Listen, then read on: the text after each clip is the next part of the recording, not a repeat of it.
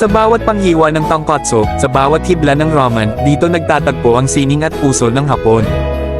Maligayang pagdating sa bayan ng Santa Elena kung saan matatagpuan ang ramen house, na sa bawat plato ay may kwento ng tradisyon at kasaysayan. Your morning eyes, I could stare like watching stars. Magandang araw mga kaibigan, ang nakikita nyo ngayon ay ang ramen house, Japanese cuisine na matatagpuan dito sa Purok 14, Barangay Poblacion, Bayan ng Santa Elena, Camarines Norte. If I took your hand tonight, know you're all that I want inside. Ang ramen house ay pagmamayari ng magkapatid na Gilbert Almiranez at Jane Allen Bagsig. At isang magandang balita dahil hindi mo na kinakailangan na pumunta sa bansang Japan para matikman ang ilan sa kanilang mga pagkain. Sapagkat dito sa ramen house, matitikman nyo na ang mga authentic Japanese menu tulad ng tempura, yakisoba, katsuden at marami pang iba. Ngayong araw ang opening ng kanilang restaurant. Dito mo makikita ang maganda at maaliwalas na dining space, maliwanag na ilaw, tradisyonal na decorations at makikinang na plato ng ramen at iba pang pagkaing Hapon. At syempre hindi pwedeng hindi namin tiktikman ang mga pagkain dito, kasama ko nga pala ang aking anak. Salad nga pala ang aking kinain dyan at tonkotsu naman kay Ate Samantha. Sobrang bait nga pala ng owner nito dahil after namin kumain ay hindi na kami pinagbayad. Maraming salamat po.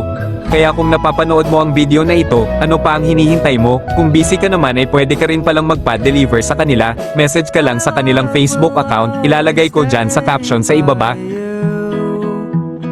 I'll keep it safe, so don't you worry a thing. I'll tell you I love you more. It's stuck with you forever. Bago ako magpatuloy, maaari mo ba comment kung taga saan ka, upang malaman ko kung hanggang saan umabot ang bidyong ito? Always bring me to you. I imagine we fell in love. Sila nga pala ang mga mababait at gwapong empleyado ng ramen house. Mayroon silang dalawang uri ng menu, ang Japanese ramen menu at Japanese rice meal menu. Ito ang nakapaloob sa Japanese ramen menu. Ramen 99 pesos, Tanten Men 180 pesos, Loco Ramen 170 pesos, Curry Tanten 180 pesos, Waffle Ramen 170 pesos, at yakisoba na nagkakahalaga ng 129 pesos only. Ito naman ang nakapaloob sa Japanese rice meal menu. Tonkotsu 139 pesos, Katsu curry 159 pesos, Chicken curry 149 pesos, Katsuden 149 pesos.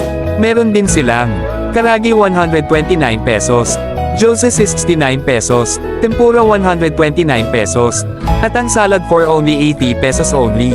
Sila nga pala ang kanilang mga naging customer ngayong araw.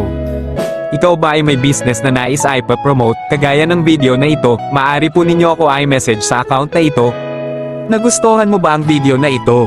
Kung gayon maaari mo ba akong follow, i-like, at i-share mo na rin ang video na ito. Maraming salamat.